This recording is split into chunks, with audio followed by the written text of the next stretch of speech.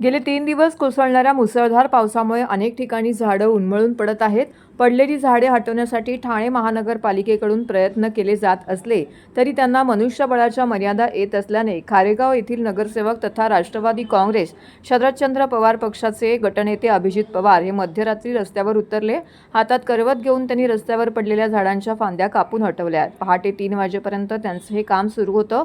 सोमवारी रात्री मुसळधार पाऊस तसेच सोसाट्याचा वारा यामुळे विविध ठिकाणी झाडे उन्मळून पडली होती. खारेगाव पारसिकनगर येथील सोसायट्या तसेच रस्त्यावर रात्री 12 ते 1:30 वाजेच्या सुमारास 7 झाडे कोसळली. या झाडांच्या फांद्या रस्त्यावर पडल्या होत्या. ही माहिती मिळताच अभिजित पवार यांनी ठाणे महानगरपालिकेच्या संबंधित विभागाशी संपर्क साधला.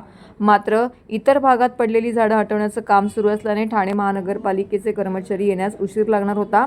त्यामुळे वेळ न दवडता इलेक्ट्रिक करवत तसेच कुऱ्हाड हाती घेऊन अभिजित पवार यांनी झाडाच्या फांद्या कापण्यास सुरुवात केली. पहाटे 3 वाजेपर्यंत अभिजित पवार आणि त्यांचे सहकारी हे काम करत होते. पहाटे 3 वाजता सोसायट्यांचे आवार आणि सर्व रस्ते मोकळे झाल्यानंतर पवार आणि त्यांच्या सहकाऱ्यांनी उसंत घेतली. पवार यांच्या कार्यदक्षतेबद्दल परिसरामध्ये पवार यांच्या कर्तव्यदक्षतेबाबत परिसरात त्यांचं कौतुक देखील होत आहे.